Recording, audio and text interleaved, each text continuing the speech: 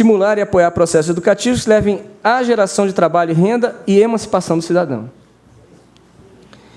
Então, esse é um compromisso político nosso. E, normalmente, o que a gente faz? A gente elabora os nossos projetos e chega na comunidade e diz: nós estamos aqui com uma solução para o problema de vocês. E o sujeito lá, na comunidade da Lagoa do Piató, lá onde eu fiz a pesquisa do meu doutorado, diz assim: ué, mas vocês estão com a alternativa de rede aqui, que para os nossos peixes isso não cabe. O IBAMA chega aqui e diz que tem que botar rede de malha 10, e os nossos peixes aqui não tem mais isso, porque a barragem, eu estou falando, obviamente, num lugar que vocês não conhecem, mas a barragem impediu o processo de Piracema, e aí ele quer impedir que a gente pesque com a rede menor. Normalmente é assim que a gente faz. E esse tem que ser o papel agora inverso. Antes da gente ofertar qualquer tipo de proposta, a gente tem que chegar e buscar essa comunidade para, no diálogo com ela, construir esse processo. O que eu estou chamando, então, agora de pressupostos sociais? A extensão deve ser compreendida como um espaço em que os institutos promovem a articulação entre o saber fazer acadêmicos e a realidade socioeconômica e cultural da região que está inserido. Educação, ciência e tecnologia devem se articular de forma a priorizar o local e o regional, possibilitando assim a oxigenação necessária à vida acadêmica. Às vezes a gente fica dentro da nossa sala de aula, estamos numa comunidade muito próxima e simplesmente não conversamos com ela. Até mesmo para a implantação dos nossos campos, a gente chega lá com um projeto e aí alguém pergunta: mas como é que chegou a esse tipo de curso aqui? Se hoje o que nós fazemos aqui é outra coisa. Se a nossa sociedade onde a gente está inserido, o que nós fazemos aqui na nossa sociedade não é cooperativismo, por exemplo.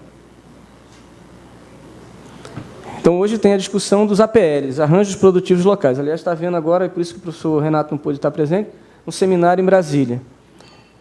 Mas e como é que está se organizado, como é que está organizada essa comunidade do ponto de vista social e do ponto que, na verdade, tudo isso faz parte da própria cultura da comunidade? A gente não dialoga com isso. E o pedagógico, que eu estou chamando? Entender que a extensão é, por natureza, uma atividade multidisciplinar. E, a princípio, estou falando só de multidisciplinar, não estou falando de inter, muito menos de transdisciplinar. O desafio é fazer essa articulação entre as diferentes disciplinas e torná-las interdisciplinares. Então, nesse contexto, ser concebida como uma atividade de rotina da escola, e assim está integrada aos currículos em todos os níveis de educação. Então, às vezes, a gente está falando lá de ecologia e esquece de falar que as pessoas no lugar, e eu vou falar do meu lugar, da Lagoa do Piató, têm uma outra relação ecológica com esse ambiente.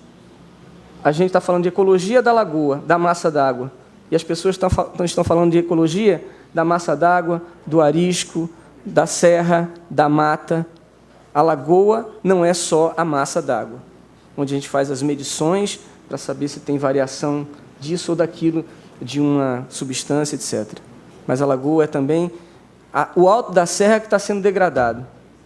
E as pessoas têm essa concepção. Então, essa articulação vai exigir de pessoas de todas as disciplinas conversar, dialogar e construir junto com elas. Então, estou indo muito rápido.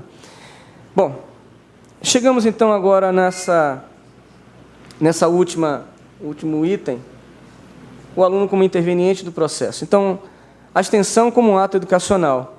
Eu coloquei aqui uma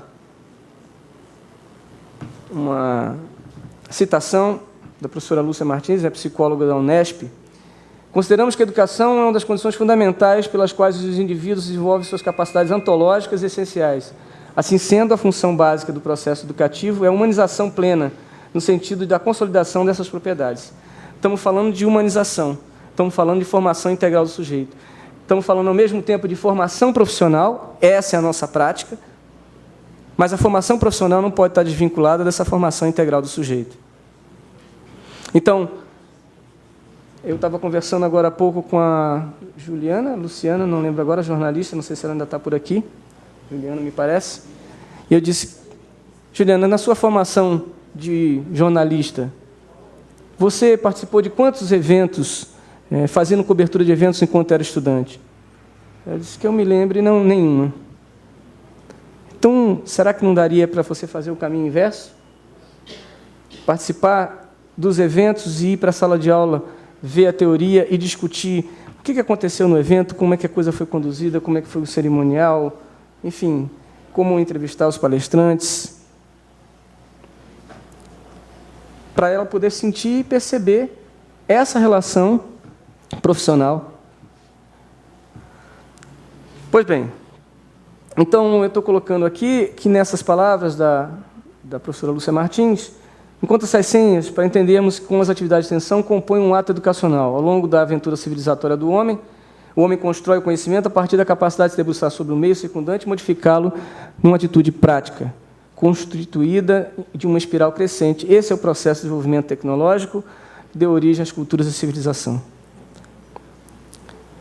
Tem um autor francês chamado Claude Lévi-Strauss, que ele coloca aqui: uma árvore não é conhecida, não é útil porque é conhecida. Ou melhor, não é conhecida porque é útil, ela é útil porque ela é conhecida.